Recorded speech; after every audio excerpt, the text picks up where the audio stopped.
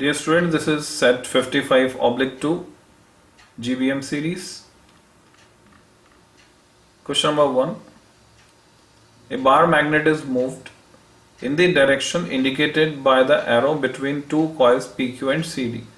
Predict the direction of induced current in each coil. NCERT में ढूंढेंगे तो ऐसा क्वेश्चन आपको मिल जाएगा.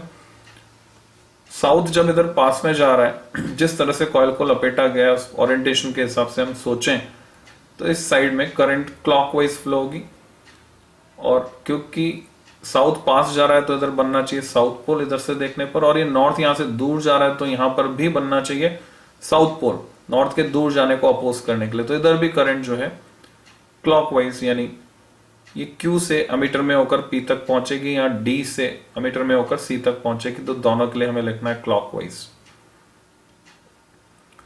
Question number 2. Write the relation for the speed of electromagnetic waves in terms of the amplitudes of electric and magnetic fields.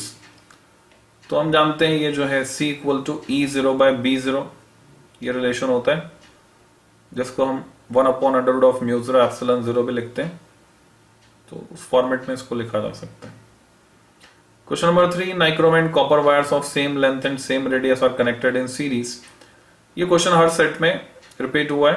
Current is passed through them. Which wire gets heated up more?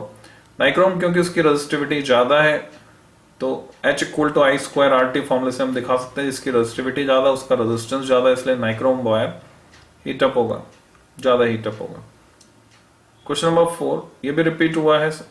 How does the angle of minimum deviation of a glass prism vary if the incident violet light is replaced by red light? Red light के लिए mu कम होता है, refractive index जो है mu की बजाय हम N से भी दिखा सकते हैं. तो म्यू से बोल रहे हैं तो रिफ्रैक्टिव इंडेक्स म्यू कम होने की वजह से एंगल ऑफ मिनिमम डेविएशन भी कम हो जाएगा. प्रिज्म फॉर्मूले से हम दिखा सकते हैं mu equal to sin a plus delta m by 2 upon sin a by 2.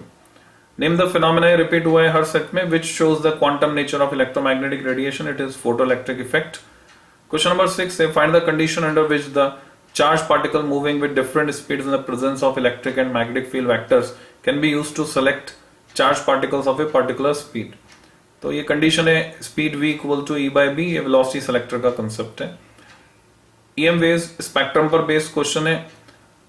हम आराम से इनको पहचान सकते हैं, और अगर ये रेंज थोड़ा वाइड है तो दो तरह के वेव्स अगर ये कवर हो रही हैं इसमें इस रेंज में, जैसे 10⁻11 मीटर से 10⁻14 मीटर में, तो ऐसे सिचुएशन में कोई सी भी वो लिखी जाए उसके लिए आपको मार्क्स मिलेंगे, नंबर दिए जाएंगे.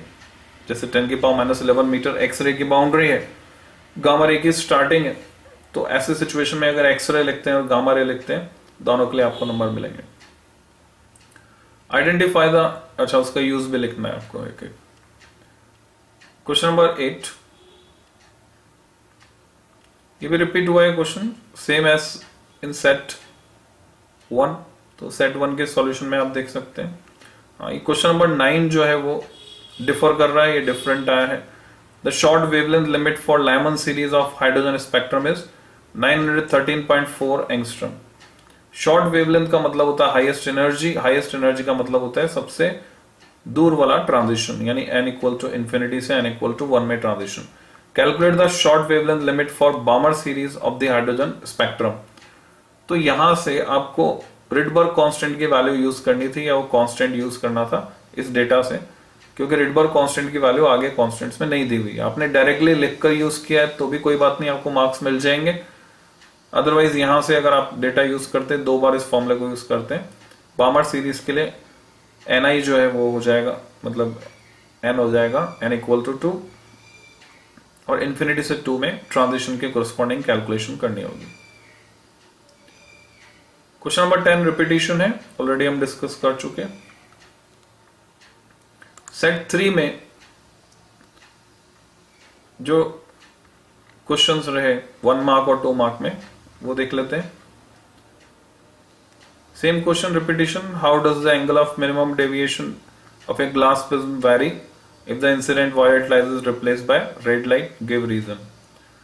Name the phenomena which shows the quantum nature of electromagnetic radiation. Photoelectric effect.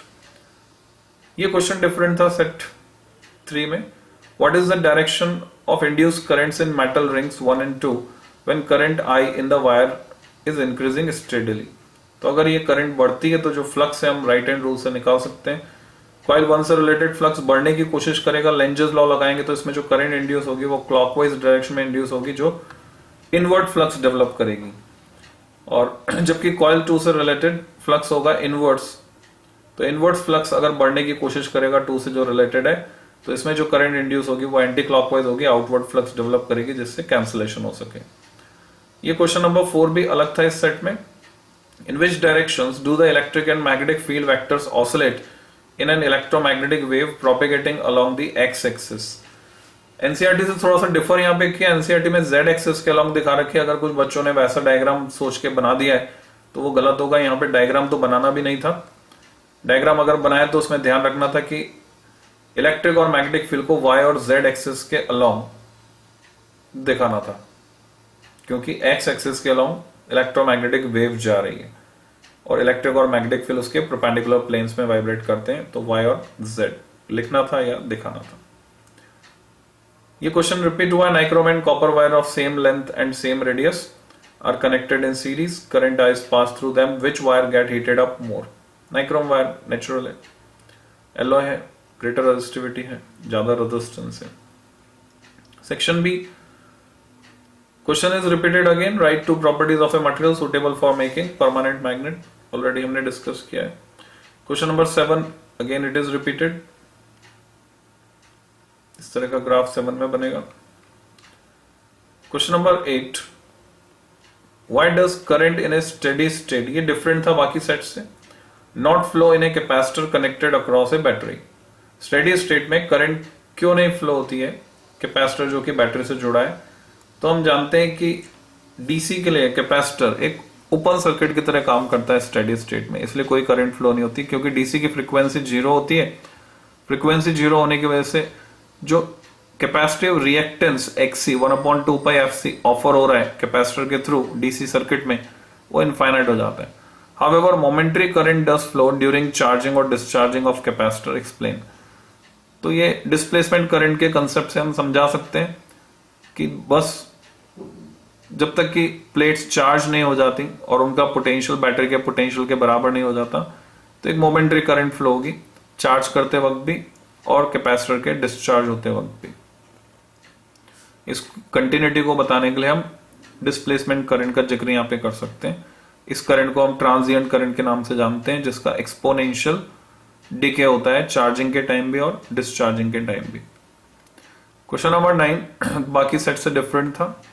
The ground state energy of hydrogen atom is -13.6 electron volt if an electron makes a transition from an energy level -1.51 electron volt to -3.4 electron volt. Calculate the wavelength of the spectral line emitted and name the series of hydrogen spectrum to which it belongs. पूछने का तरीका अलग अलग रहा है। Most of the time ये बामर series से related question आते रहे। तो ये H अल्फा है बामर सीरीज का, -1.51 का मतलब n = 3 और -3.4 का मतलब n = 2। तो यहां से हम कैलकुलेट कर सकते हैं रिडबर्ग फॉर्मूला लगाकर। Question number 10 is repetition, set 1 और सेट 2 में भी आया है।